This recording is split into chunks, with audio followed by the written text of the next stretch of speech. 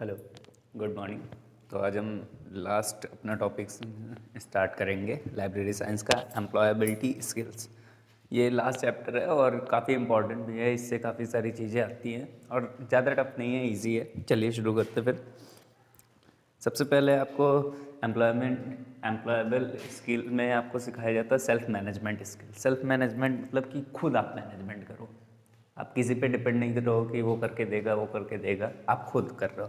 ठीक है। Self motivation मतलब आप खुद को कैसे मोटिवेट करते हो। खुद को मोटिवेट हम कैसे करते हैं, कोई अच्छी सी बुक पढ़ लेते हैं तो हम खुद मोटिवेट हो जाते हैं। ठीक है।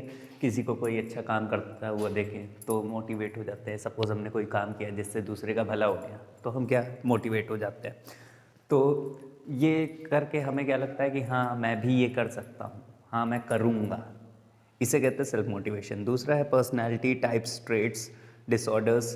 पर्सनैलिटी टाइप्स सिंपल सी आप बात जानते हो कि हर एक इंसान एक ही पर्सनैलिटी का नहीं होता, सबकी पर्सनैलिटी अलग अलग होती है। ठीक है। ट्रेड्स मतलब कि आपके पास क्या क्या स्किल्स हैं। सबके पास एक स्किल नहीं है। सपोज मुझे अकाउंट्स आती है, आपको बिजनेस आती है, किसी और को मैथ्स आती है। ये क्या है, सबके पास अलग अलग स्किल्स हैं। ठीक है। डिसऑर्डर्स मतलब ऐसी चीज़ जो उनमें कमियां हैं। कमियां हर किसी में होती है, कोई परफेक्ट नहीं है। ठीक है। नेक्स्ट, अब सबसे पहले सेल्फ मैनेजमेंट स्किल को देखिए। मैंने एकदम डिटेल में नहीं गया हूँ क्योंकि अभी आप लोग का 15 या 16 से पेपर है, तो अभी मैं सिर्फ आपको बेसिक नॉलेज दे रहा हूँ जिससे आप क्या पास हो सकते हो, अच्छे नंबर ला सकते हो। ठीक है। अगर आपको डिटेल में पढ़ना है तो आप पीडीएफ फॉर्म में पढ़ सकते हो। ठीक है। सबसे पहले ये टेबल देखते हैं। तो इसमें क्या टाइप्स ऑफ मोटिवेशन में सबसे पहले क्या, साइकोलॉजिकल मतलब कि भाई फिजिकल वे में जो आप मोटिवेट करने को कर पाओ। आप पानी दे दो किसी को, खाना दे दो किसी को, अच्छी नॉलेज दे दो, बुक दे दो, पैसा दे दो, कुछ भी। इसे कहते हैं साइकोलॉजिकल। इंटरनल और एक्सटर्नल। इंटरनल मोटिवेशन मतलब खुद अंदर से तुम्हारी आएगा कि हाँ वो काम मुझे करना चाहिए या मैं इस काम के लिए मोटिवेटेड हूँ। एक्सटर्नल मतलब बाहर का कोई फोर्स तुम पे लागू होगी और वो तुम्हें बताएगी। सपोज़ मैं आपको मोटिवेशन स्पीच दूँ और उससे आप मोटिवेट हो जाएं वो काम करने के लिए, तो वो क्या है, एक्सटर्नल है। ठीक है। सोर्सेज ऑफ मोटिवेशन क्या है, म्यूज़िक आप सुन सकते हो, उससे भी आप मोटिवेट हो सकते हो। बुक से भी, एक्टिविटीज़ आप कोई कर रहे हो, डांस वगैरह कुछ भी। ठीक है। एक्सपेंसिव थॉट्स आपके बहुत ज़रूरी हैं क्योंकि जब आप सोचना बंद कर देते हो तो उसी समय आप डिमोटिवेट होने लगते हो। एक्सपेंसिव थॉट्स, सपोज आपने कोई बिज़नेस शुरू किया तो उसको बढ़ाना कैसे है, ये थॉट्स हमेशा आपका रहना चाहिए। अगर आप सोचोगे ये बिज़नेस है बस मुझे इसके सिवा कुछ नहीं करना है, तो आप फिर आगे काम करने के लिए मोटिवेट नहीं हो पाओगे। ठीक है। लिविंग इन प्रेजेंट, आप अगर प्रेजेंट में जियोगे तो ज़्यादा अच्छी चीज़ है। पास्ट में जीने से अच्छा, क्योंकि पास्ट को आप चेंज नहीं कर सकते हो और फ्यूचर आपको पता ही नहीं क्या होगा, तो आप प्रेजेंट में जियो, वो ज़्यादा बेटर है। ठीक है। फिर हम अपने लेफ्ट हैंड साइड पे देखते हैं, पर्सनैलिटी इन्फ्लुएंसेस एकेडमिक परफॉर्मेंस मतलब सपोज़ किसी के 80-90% आ गए तो वो बच्चा अपने आप ही मोटिवेटेड रहता है। वो क्या मतलब, आप देखोगे तो उसको आंखों में एकदम चमक रहेगी, हाँ भाई क्या पूछना पूछ ले मुझसे। बट वही अगर जिसके 50-60% आए तो वो क्या मतलब थोड़ा कम मोटिवेटेड रहता है एज अ पर्सनैलिटी बेसिस। ठीक है। सिचुएशन हैंडलिंग मतलब कि जैसे सरकार बोलती है कि भाई आप 18 या 21 साल के हो जाओ तभी आपको लाइसेंस मिलेगा बाइक का। तो ऐसा क्यों बोलती है, क्योंकि आप 18 या 16 साल के हो, आप बाइक चला रहे हो, खुदा ना खास्ता आपका एक्सीडेंट हो गया तो आप उस सिचुएशन को हैंडल नहीं कर पाओगे, आप पैनिक हो जाओगे। क्यों? क्योंकि आपने वो कभी चीज़ एक्सपीरियंस ही नहीं की है। ठीक है। इसीलिए सरकार क्या बोलती है कि भाई एक सर्टेन एज लिमिट होती है जिससे क्या आपको उस सिचुएशन को फेस करने की क्या अंदर से ताकत मिलती है। ठीक है। फिर response to problem in life, कई लोग होते हैं जो प्रॉब्लम्स को देख के पैनिक हो जाते हैं कि अरे भाई ये प्रॉब्लम कैसे। और कई लोग होते हैं कि प्रॉब्लम है ठीक है, उसका सल्यूशन ढूंढते हैं, नहीं मिलता है तो ठीक है, मिल रहा है तो ठीक है, वो ज़्यादा पैनिक नहीं होते हैं। ठीक है। तो ऐसा ही होना चाहिए आपको। फैक्टर्स अफेक्टिंग पर्सनैलिटी को कौन कौन से फैक्टर्स अफेक्ट करते हैं? सबसे पहले एनवायरमेंटल फैक्टर्स मतलब हमारी सराउंडिंग्स अफेक्ट करती हैं। एजुकेशन भी हमको अफेक्ट करता है। ठीक है। तो एजुकेशन के बाद हम हेरिडिटी पे आ जाते हैं। हेरिडिटी आपने बायो में पढ़ा होगा 9th-10th में कि मतलब जैसे हार्मोन्स होते हैं हमारे मतलब फादर के, मेनली बच्चा भी वैसा ही होता है। तो उसको भी हम मान सकते हैं फैमिली बैकग्राउंड या फैमिली के भाई जो भी संस्कार होते हैं, माइंडसेट, ये वगैरह भी आपकी पर्सनैलिटी में बहुत डेवलपमेंट करते हैं। कल्चर आप किस टाइप का कल्चर हो, आप हिंदू हो, मुस्लिम हो, सिख हो, ईसाई हो, आपके कल्चर्स क्या है, आपके ट्रेडिशंस क्या हैं, ये सारी चीज़ें भी बहुत मैटर करती हैं। सोसाइटी मतलब तो सोसाइटी की अगर बात करें तो सोसाइटी भी काफ़ी इम्पैक्ट डालती है। क्योंकि आप सोसाइटी में ही रहते हो, सराउंडिंग्स आपकी जैसा आपके साथ वो बिहेव करेंगे, जैसी बातें करेंगे, आपको वैसा ही समझ में आएगा और वैसा ही आप भी आगे जाके होगे। ठीक है। अगर पर्सनालिटी डिसऑर्डर की बात करें तो पैरानॉइड, एंटी सोशल मतलब इंट्रोवर्ट हो जाते हैं कुछ लोग, नहीं बात ही मैं नहीं करूँगा भाई, मुझे शर्म आती है, मुझे नहीं बात करनी है। ठीक है, ऐसे लोग। ठीक है, अवॉइडेंट, डिपेंडेंट, ऑब्सेसिव, ये सारी चीज़ें हैं। ठीक है, ये ज़्यादा इंपॉर्टेंट नहीं पर्सनैलिटी डिसऑर्डर। पर्सनैलिटी ट्रेट्स आपके इंपॉर्टेंट है। एक्सट्रोवर्जन मतलब कि भाई कोई क्वालिटी है, आपके पास भी है, मेरे पास भी है, सपोज आपके पास ज़्यादा है, मेरे पास कम है, तो उसको क्या हम एक्सट्रोवर्जन कहेंगे। एग्रीएबलनेस मतलब कि किसी भी चीज़ से आप एग्रीड कर रहे हो। एग्रीड मतलब कि वो गलत है तो आप कह रहे हो कि नहीं है, हाँ वो गलत है। ठीक है, और अगर वो सही है तो भी आप एग्री कर रहे हो विद इन अ रीज़न, उसे हम कहेंगे। ठीक है। फिर emotional stability, openness to experience. Emotional stability मतलब कि आप हर चीज़ को लेके पैनिक नहीं हो जाते हो, बात बात पे रोने गाने नहीं लगते हो, ये सारी चीज़ें। ओपननेस टू एक्सपीरियंस मतलब आप कोई भी काम करने में डरते नहीं हो, कोई भी चैलेंज लेने से आप डरते नहीं हो। क्यों? क्योंकि आपको कुछ भी, आप फेल भी हो जाते हो तो आपको एक्सपीरियंस होगा पर्टिकुलर चीज़ का, उससे क्या कुछ आपको सीखने को मिलेगा, ये कहा गया है।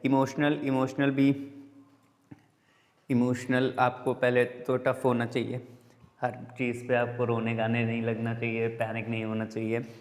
ठीक है। बिहेवियरल भी आपके पर्सनैलिटी को अफेक्ट करता है। बिहेवियर आपका ऐसा होना चाहिए जो नॉर्मली सबको, कुल मिला के आपका बिहेवियर अच्छा होना चाहिए, है ना। सबसे आप पॉजिटिव वे में बात करो, पॉजिटिव एटीट्यूड रहे, आप किसी को डिमोटिवेट मत करो अपनी बातों से, आप मतलब आप कोई ऐसी बात मत बोलो जो दूसरों को बुरी लगे। ठीक है, नेक्स्ट फिर चलते हैं। आईसीटी स्किल्स की अगर बात करें तो कंप्यूटर्स की यहाँ बात हो रही है। कंप्यूटर्स में डेटा फीड करते हैं। डेटा आप कहाँ पे फीड करते हैं? नॉर्मली एक्सेल शीट में। तो उसी स्प्रेडशीट इसमें बताया कि भाई एक्सेल शीट में कैसे हो जाता है। लाइब्रेरी क्या भाई कि जितने भी कैलकुलेशन है वो ईजियर हो जाते हैं कि भाई कितना हम इशू कर रहे हैं, उसका पैसा कितना हुआ, ये सारी ईजियर हो जाती हैं। ठीक है, और हमारे लाइब्रेरी में लार्ज अमाउंट ऑफ डेटा रहता है, मतलब लाखों बुक रहती हैं। ठीक है, तो उन सबका डेटा फीड करने में आसानी हो जाती है। लाखों यूज़र्स भी होते हैं तो उनका भी डेटा हम फीड कर लेते हैं। ठीक है, डेटा हम किसी भी सॉफ्टवेयर में एक्सपोर्ट भी कर सकते हैं, मतलब भेज भी सकते हैं किसी को, और इंपोर्ट मतलब उनसे मंगा भी सकते हैं। Data can easily represented in pectoral form. Pectoral form मतलब डेटा को आप पिक्चर्स या ग्राफ या पाई चार्ट्स के फॉर्म में रखना चाह रहे हो तो वो भी आप एक्सेल शीट की मदद से कर सकते हो। फॉर्मूले आप लगाना चाह रहे हो, सम का, मल्टीप्लाई का, डिवाइड का, ये सारे फॉर्मूलेज भी आप एक्सेल शीट की वजह से लगा सकते हो। कुल मिला के आपको इतना जानना है कि एक्सेल से आपका क्या है कि जो भी डेटा है वो आसानी से आप मेंटेन कर सकते हो। ठीक है, ये नॉर्मली एक्सेल शीट का भाई पेज होता है, इस पे आप देख लीजिए क्या columns, title bars, menu bars, standard bar, formatting बार, फार्मूला बार, ये नॉर्मली बच्चे को आता है अगर उसके घर में कंप्यूटर है। अगर नहीं आता है तो आप देख लीजिए, एक्सेल को आप खोलिएगा कंप्यूटर्स पे, वो आपको पता चल जाएगा। ठीक है, नेक्स्ट अब बात करते हैं स्प्रेडशीट एप्लीकेशन का। एप्लीकेशन मतलब ये कैसे करते हैं। स्प्रेडशीट के क्या क्या एप्लीकेशन है? सबसे पहले वो कैलकुलेशन हमारी ईजियर कर देता है। राइट साइड आप देखिए सबसे ऊपर, कैलकुलेशन फास्टर ईजियर कर देता है। दूसरा, लार्ज वॉल्यूम में कितना भी डेटा हो आपका उस पर रख सकते हो। एक्सपोर्ट इंपोर्ट आपको करके देता है। ग्राफिक चार्ट आपको बना के देता है। फॉर्मूले आप खुद लगा सकते हो। सारे डेटा में आपको अलग अलग फॉर्मूले नहीं लगाने की ज़रूरत पड़ती है, एक बार लगा दिया तो उसको ट्रैक कर दो आप, फॉर्मूला लगता हुआ चला जाता है। ठीक है, फिर उसी के नीचे देखिए creating a new worksheet. New worksheet कैसे क्रिएट की जाती है? तो सबसे पहले आप ऑफिस कैल्स को आप खोलोगे, जो भी स्प्रेडशीट है उसमें title bar, menu bar, standard bar, formatting bar, formula bar, ये सारी चीज़ें आपको दी हैं। टाइटल बार और standard bar, formula bar, name box, worksheet tab, rows, columns, rows देखिए यहाँ पे कितने होते हैं, कॉलम्स कितने होते हैं, ये सारी चीज़ें आप पढ़ लीजिएगा एक बार। Cells and cell address, active cell, range of cell, ये सब आपको मेरे ख्याल से आपको पता होगा। अगर नहीं पता है तो इसमें कोई बड़ी बात नहीं है, ठीक है, ये बहुत इजी है। फिर एक ग्रीन कलर में देखिए उसी के बगल में लिखा है opening workbook and entering text. तो सबसे पहले आप वर्कबुक कैसे ओपन करोगे और उस पर टेक्स्ट कैसे लगाओगे, ठीक है। तो सबसे पहले आप ओपन करोगे जो भी वर्कबुक का सॉफ्टवेयर है या जो भी आप वर्ड वगैरह है, ठीक है, उस पर टेक्स्ट एंटर करोगे। आपको फॉन्ट रिसाइज़ करना है, रिसाइज़ करोगे, बड़ा करना है बड़ा करोगे, छोटा करना है छोटा करोगे, स्टाइल्स कोई लगानी है, कलरिंग करनी है, बोल्ड, इटैलिक कुछ भी करना है तो आप इससे कर सकते हो, ठीक है। फिर लेफ्ट साइड आप ऊपर देखिए पर्पल कलर में क्या दिया है, वर्किंग इन अ वर्कशीट, मतलब कि आप वर्कशीट में काम कैसे करोगे। सबसे पहले आप सेलेक्ट करोगे सेल को। सेलेक्ट आप सेल को कैसे कर सकते हो, माउस को यूज़ करके भी कर सकते हो, कीबोर्ड को भी यूज़ करके कर सकते हो, ठीक है। मल्टीपल रेंज होती है, आप पूरे एंटायर रो को सेलेक्ट कर सकते हो, कॉलम को सेलेक्ट कर सकते हो, पूरी वर्कशीट को सेलेक्ट कर सकते हो, कॉपी भी कर सकते हो सेल के कंटेंट को और चाहो तो आप मूव भी कर सकते हो पर्टिकुलर सेल के कंटेंट को। और आप इंसर्ट मतलब कोई भी चीज़ डालना उस सेल में, डिलीट मतलब कोई भी चीज़ हटाना उस सेल से, ठीक है। आप रो भी इंसर्ट कर सकते हो, कॉलम भी इंसर्ट कर सकते हो, रो आपको डिलीट करनी है कोई वो भी कर सकते हो, कॉलम भी आप डिलीट कर सकते हो। चेंजिंग रो, आप रो की हाइट बढ़ाना चाहते हो वो भी कर सकते हो, विड्थ बढ़ाना चाहते हो वो भी कर सकते हो, ठीक है। फिर उसके नीचे देखिए आपको शॉर्टकट कीज़ दी हैं। कॉपी का कंट्रोल+C होता है, कट का कंट्रोल+X होता है, सेलेक्ट ऑल का कंट्रोल+A, पेस्ट का P, न्यू का कंट्रोल+न्यू। ये शॉर्टकट की आप याद कर लीजिएगा, अगर MCQ में पूछना होगा तो पूछ सकते हैं, ठीक है। नेक्स्ट ये हमारी क्या है कि भाई टैबुलेशन, टेबल फॉर्म में हम स्प्रेड एप्लीकेशन को कैसे लगाते हैं, ठीक है। सबसे पहले फिल्टरिंग एंड सॉर्टिंग मतलब कि भाई आपको पूरा डेटा दिया, आपको पूरे डेटा की ज़रूरत नहीं है, आपको मतलब कुछ टॉपिक की ज़रूरत है, कुछ टॉपिक की सपोज आप नौकरी ढूंढ रहे हो, सारी नौकरियां हैं तो आप सारी नौकरियां तो नहीं करोगे, फ़िल्टर लगाओगे। फ़िल्टर लगाने से क्या मतलब कि आप पर्टिकुलर अपने फील्ड की नौकरी ढूंढ पाओगे। सपोज़ आपको कंप्यूटर ऑपरेटर की नौकरी चाहिए तो फिल्टर में आप क्या करोगे, computer operator data entry select करोगे, अप्लाई करोगे, तो जितनी भी कंप्यूटर ऑपरेटर या डेटा एंट्री की जॉब्स होंगी वो आपको शो कर देगा। फिल्ट्रेशन से क्या होता है कि आपका टाइम कम लगता है और आपको डेटा इजीली शो हो जाता है, ठीक है। ऑटो फिल्टर भी लगता है, ऑटो मतलब एक बार आपने लगा दिया वो सब में लगता चला जाएगा। स्टैंडर्ड फिल्टर मतलब आप चाहे तो बार बार अपने हिसाब से चेंज कर सकते हैं, ठीक है। सॉर्टिंग ऑफ डेटा मतलब डेटा को छाटना मतलब अपने हिसाब से, ठीक है। वन कॉलम मल्टीपल कॉलम जैसे आप छाटना चाहो, ठीक है। फॉर्मूलेज कैसे होते हैं, फॉर्मूलेज सबसे पहली चीज़ स्टार्ट होते हैं इक्वल्स के साइन के साथ, न्यूमेरिकल फार्मूला होता है, मैथमेटिकल ऑपरेटर्स होते हैं, एरर रिजल्ट्स होते हैं, कभी कभी फार्मूला आपका गलत भी हो जाता है, ठीक है। Cell and range references, entering a formula, ये सारी चीज़ें। उसके नीचे देखिए ग्रीन कलर में right side, using function to do calculation, sum मतलब प्लस करना, एवरेज मतलब किसी चीज़ का मीन निकालना, ठीक है। काउंट इफ ये होता है कि भाई आपके पर्टिकुलर डेटा में वो चीज़ कितनी बार आई है तो वो काउंट करके आपको दिखा देगा।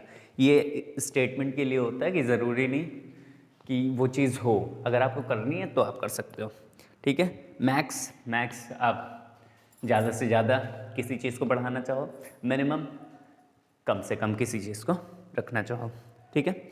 अगर उसके बगल में देखिए saving A spreadsheet in various format, आप स्प्रेडशीट को अगर सेव करना चाहो तो PDF फॉर्म में भी हो सकती है, ठीक है, डॉक्स फॉर्म में भी हो सकती है, एक्सेल शीट फॉर्म में भी हो सकती है, जैसा आप करना चाहो वैसे हो सकती है, ठीक है। इस पर सिर्फ PDF दिया है बट और में भी हो सकती है।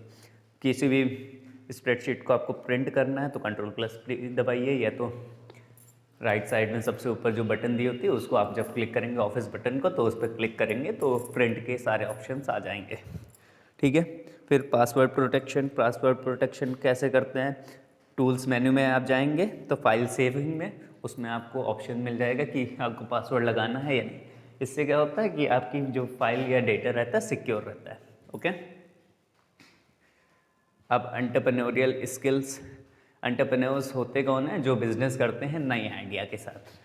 नए आइडियाज़ मतलब ऐसे आइडियाज़ जो कभी भी यूज़ नहीं हुए अभी तक। ठीक है, बैरियर्स क्या क्या आते हैं एंटरप्रेन्योरशिप में, अनसपोर्टिव बिजनेस एनवायरनमेंट, कभी कभी अनसपोर्टिव बिजनेस एनवायरनमेंट मतलब कि भाई कभी पॉलिटिकल एनवायरनमेंट ख़राब हो जाता है, इकोनॉमिकल कोविड आ गया या सरकार ने रूल्स लगा दिए या कोई ऐसी टेक्नोलॉजी आ गई जो आपसे बहुत अच्छी है, ये सारी चीज़ें। ठीक है, मार्केट एंट्री रेगुलेशंस मतलब कोई ऐसी मार्केट है जिसने पहले से ही कैप्चर किया है उसको आप नहीं तोड़ सकते, for example Apple, Google.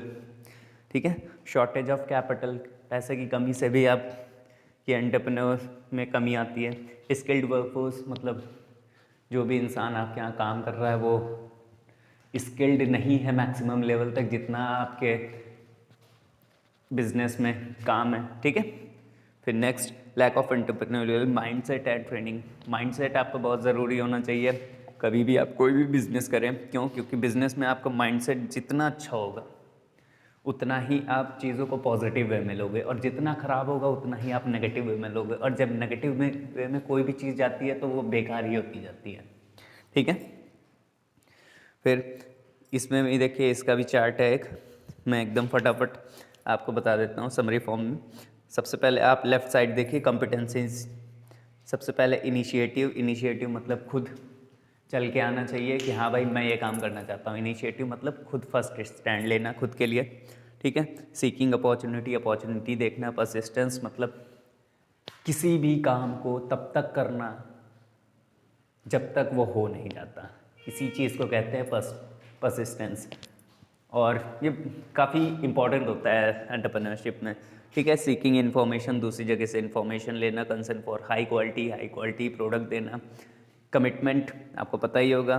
Concern for efficiency मतलब कम से कम कॉस्ट में ज़्यादा से ज़्यादा आउटपुट देना। सिस्टमैटिक प्लानिंग के बिना कुछ नहीं होता है। प्रॉब्लम सॉल्विंग, ऐसी प्रॉब्लम को सॉल्व करना जो अभी तक हुई ना हो, किसी ने सॉल्व ना की हो। ठीक है, सेल्फ कॉन्फिडेंस होना चाहिए। असर्टिवनेस, आप पॉजिटिव वे में रहना चाहिए। ठीक है, ऐसे ही देखिए सारी चीज़ें ये adaptability, decision making, goal setting, team building, interpersonal skill, creativity, risk taking, ये सब एंटरप्रेन्योरशिप में आपके पास होनी चाहिए। फिर राइट साइड आप देखिए, सबसे पहले बैरियर्स टू एंटरप्रेन्योरशिप अभी मैंने आपको बताया। ठीक है, fear as a barrier. Fear मतलब डर किस चीज़ का होता है? फेलियर का डर होना ही नहीं चाहिए पहली चीज़, क्योंकि फेल ही होगे आप, ज़्यादा से ज़्यादा और कुछ नहीं होगा, उससे आप कुछ सीखोगे ही। ठीक है, द अननोन मतलब कि आप कोई ऐसा काम कर रहे हो जो आपको खुद ही नहीं पता भाई, ठीक है, वो चलेगा या नहीं चले। नॉट बीइंग एन एक्सपर्ट, आप उस चीज़ में एक्सपर्ट नहीं हो फिर भी वो काम कर रहे हो। ठीक है, अनकंफर्टेबल सिचुएशंस मतलब ऐसे सिचुएशन जिसमें आप ना खुद का साथ दे सकते हो ना दूसरे का साथ दे सकते हो। फॉर एग्जांपल आपकी वाइफ और मम्मी में झगड़ा हो गया तो आप किसका साथ दोगे? ना वाइफ का दे सकते हो ना मदर का दे सकते हो। That's uncomfortable situation. Risk taking, risk आपको लेना ही पड़ेगा चाहे जो भी काम कर रहे हो। आप पढ़ाई कर रहे हो उसमें भी रिस्क है, बिजनेस कर रहे हो उसमें भी रिस्क है, रास्ते पे हो उसमें भी रिस्क है, घर पे हो उसमें भी रिस्क है। ठीक है, फिर लास्ट स्टेप्स टू क्रिएटिविटी भाई कैसे पाएँ? सब्स्टिट्यूट मतलब कोई चीज़ है तो अगर वो नहीं रही तो उसका सब्स्टिट्यूट क्या होगा? ठीक है, उसकी जगह पे क्या आएगा? ये आप कर सकते हो क्रिएटिविटी के लिए। कंबाइन चाहे तो आप उसको अपने साथ मिला लो कि हाँ भाई तू और मैं से साथ में मिलके कोई एक अच्छा काम करते हैं। ठीक है, अडेप्ट मतलब कोई पर्टिकुलर वो काम कर रहा है तो उसको आपने देखा कि हाँ भाई वो ऐसे कर रहा है, बस उसमें छोटी छोटी कमियां हैं, तो आप उन कमियों को ढूंढ के उसी के जैसा एक मॉडल बना देते हो और उन कमियों को आप दूर कर देते हो। ठीक है, मॉडिफाई मतलब नए नई चीज़ें लाना, भाई एक्सपेरिमेंट्स करना उस पर जो कस्टमर्स को ज़्यादा अच्छा लगे, ठीक है। Put to other use, other use मतलब सबके लिए काम है, ठीक है। एलिमिनेट यहाँ पे उन चीज़ों को करना है जो अननेसेसरी हैं। अननेसेसरी मतलब जिनको यूज़र्स है, कस्टमर्स कभी देखते ही नहीं हैं, जिनकी ज़रूरत है ही नहीं, आप क्यों पैसा ख़राब कर रहे हो उस पर, ठीक है। रीअरेंज मतलब कि अगर आपने देखा है कोई मॉडल तैयार है, पहले से ही मार्केट में उतरा है ना, बट उसकी प्रोसेसिंग क्या है, प्रोसेसिंग गलत स्टेप्स में है, ठीक है, तो आप चाहे तो उसको रीअरेंज कर सकते हो अपने प्रोसेस के हिसाब से। Okay, thank you. अभी आपके लिए एक लास्ट वीडियो आएगी जिसमें क्या लाइब्रेरी साइंस के इम्पॉर्टेंट टॉपिक्स की एक डिटेल दूंगा, वो टॉपिक्स आप पढ़ लेना, तो आप एग्ज़ाम में अच्छा खासा स्कोर कर सकते हो, मतलब 60 में से आप 50 अबव तो ले ही आओगे। और सबसे पहले उसके लिए आपको क्या ज़रूरी है कि ये चारों वीडियोस जो मैंने लाइब्रेरी साइंस की डाली है इनको पढ़ लीजिए। 110% इनको अगर आप पढ़ लेते हो तो पास हो जाओगे। 60 में से गिरी से गिरी हालत में आप 40 तो ले ही आओगे। Okay, thank you, bye bye.